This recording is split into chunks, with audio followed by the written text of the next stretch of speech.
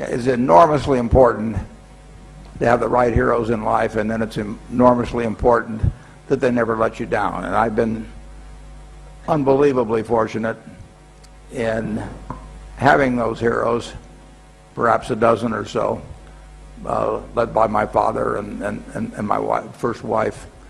And they had a huge impact on me, but a number of other people have as well. And never in my life have I felt I was let down by them. I tell the students, the most important job they have for most of them is going to be the teacher of their children. And you start out as your children's hero, and you don't get a second chance at living that role out. That child looks to you and forms its opinion of the world, its attitude, its behavior, starting with what they see in you. And I had enormous good fortune in that respect. I had, in the investing world, I had Ben Graham, I had my partner Charlie Munger, who taught me all kinds of things. There are several members of our board of directors have had a huge influence on my life. So it is important to have the right heroes and select them with care. But when you find them, you will be a better person if you look at the qualities in them that you admire, and then you say, why can't I have these same qualities? I mean, that's the beauty of wonderful heroes, is that you get to see in action behavior that inspires you, and then you have to ask yourself the question, why can't I behave in a similar manner? And you will be a better person because of that.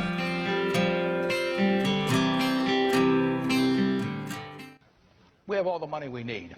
We'd like to have more, but we can afford to lose money.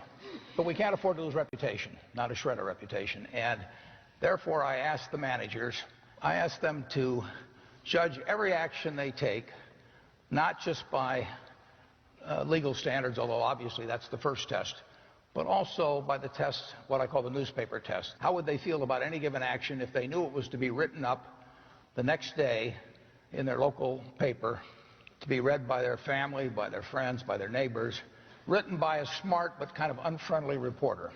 And if it passes that test, it's okay. And I tell them if anything is close to the lines, it's out. And they can always call me if they wanted to check something. But if they call me, there's something wrong with it probably anyway. So, and that's about it.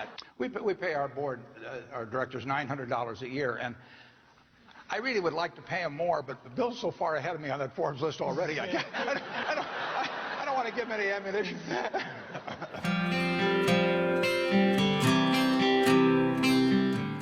Three things in hiring people. Look for integrity, intelligence, and energy. And he said if the person didn't have the first two, that the latter two would kill them. Because if they don't have integrity, you want them dumb and lazy. You don't want them smart and energetic. Aspire to do? Would you aspire to become a very wealthy person? Would you want to be buying stocks? Would you want to buy companies? What was your aspiration in those early days? I loved just analyzing securities. I just spent hours and hours and hours. I kept turning the pages of Moody's, which instead of going, you had no internet then or anything else, so you had two sources of information, Moody's and Standard & Poor's. And we happened to have these sets of Moody's. They were about, in aggregate, probably about 8,000 pages, about 5 different manuals. And I went through those page by page. And, well, it must have been exciting. Yeah, it's a little strange. I mean, I actually went to Amazon a few years ago, and I found an old 1951 Moody's. Now, everybody else is going there for Playboy magazine, but I'm ordering the old Moody's. You've got a strange guy here.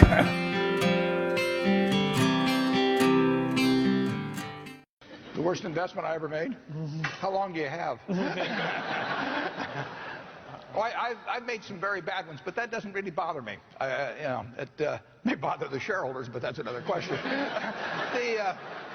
You're going to make mistakes in life. I mean, there's no question about it. You don't want to make them on the big decisions, who you marry and some things like that. So there's no way I'm going to make a lot of business and investment decisions without making some mistakes. I may try to minimize them. I don't dwell on them at all. I don't look back. The biggest mistakes are the ones that actually don't show up. They're the mistakes of omission rather than commission. We've never lost that much money on any one investment, but it's the things that I knew enough to do that I didn't do. We have missed profits of as much as, maybe $10 billion in things that I knew enough to do and I didn't do. Now, the fact I didn't buy Microsoft way back is not a foregone opportunity because I didn't know enough to make that decision.